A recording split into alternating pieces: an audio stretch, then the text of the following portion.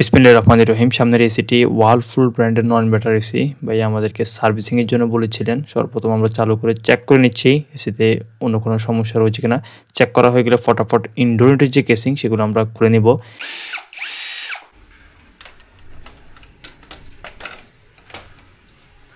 Step by step indoor ইউনিটের যে casing সেগুলো খুলে নেই। কুলিং কয়েলের যে কন্ডিশন দেখতে পাই, সামনের যে অস্তর এটাতে মোটামুটি হালকা ময়লা রয়েছে। পিছনের যে অস্তর এটাতে ময়লার যে পরিমাণ সেটা একটু বেশি ছিল।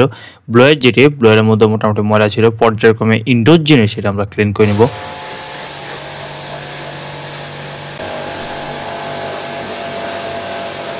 কুলিং কয়েলের মধ্যে ব্লু কালার যে কন্ডিশনটি দেওয়া রয়েছে, ক্লিন করার পর কুলিং কয়েলের যে কন্ডিশন দেখতে পাচ্ছেন ফুল চকাচক দেখাচ্ছে। পিছনের যে অস্তর এটা সুন্দর করে ক্লিন করে নেই। ব্লোয়ের যেটি এটাও সুন্দর করে প্রেসার ওয়াশার দিয়ে ক্লিন করে নেই। এই বাসার মোট দুইটি এসি আমরা ক্লিন করবো। এসিটির ইনডোর জিনিস এটা ফুল ক্লিন করা হয়ে গিয়েছে। পাশের যে এসিটা আমরা ক্লিন করবো সেটি সর্বপ্রথম চালিয়ে চেক করে নিচ্ছি এটার অন্য কোনো সমস্যা রয়েছে কিনা। ইনডোর চালানোর কিছুক্ষণ পর আউটডোর সাইডে লাইন হালকা হালকা ঠান্ডা যেটি সেটি আস্তে আস্তে বের হচ্ছে। চেক করা হয়ে গেলে ফটাফট এসির ইনডোর ইউনিটের যে কেসিং সেগুলো পর্যায়ক্রমে খুলে নিব।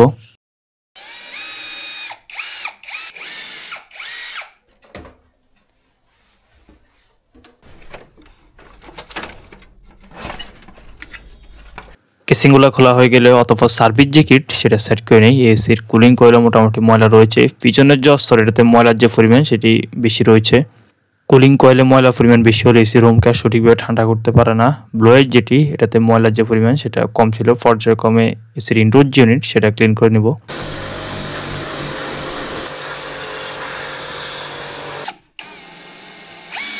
ইনডোরগুলো পারফেক্টলি ক্লিন করা হয়ে গিয়েছে।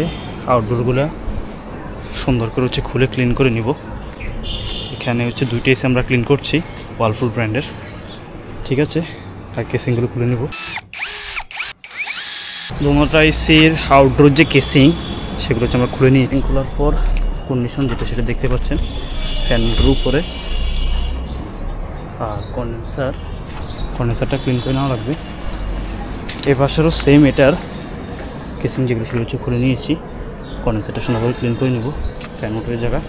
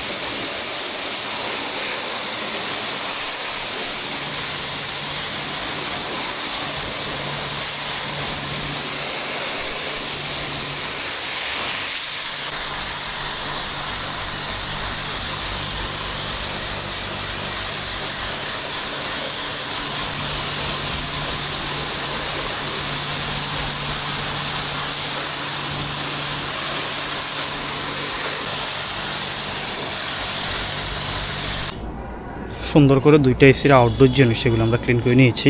এই আউটডোরটা ক্লিন করা হয়ে গিয়েছে। এটার কেসিং যেগুলো সেগুলো আমরা লাগিয়ে নিয়েছি। আর ওই পাশের যে আউটডোর সেটার কেসিংগুলো ক্লিন করার যে কাজ সেটা চলছে। সার্ভিসিং কাজ শেষ হয়ে গেলে ভিতরে গিয়ে আমরা এসিগুলো চালিয়ে কুলিং যে পারমিশন টেস্ট করে নেব। ফাইনালি কেসিংগুলো লাগানো হয়ে গেলে অতঃপর এসিগুলো কুলিং যে পারফরমেন্স সেটা আমরা টেস্ট করে নেই। পারফেক্টলি কুলিং যেটি সেটি বের হচ্ছে। নেত্রকোনাতে মোট 9টি এসি আমরা ক্লিন করেছিলাম, তার মধ্যে এই বাসায় 2টি এসি ক্লিন করেছিলাম। ভিডিওটি শেষ পর্যন্ত দেখার জন্য বহুত বহুত শুকরিয়া। দেখাবো নতুন কোনো ভিডিওতে। আল্লাহ হাফেজ।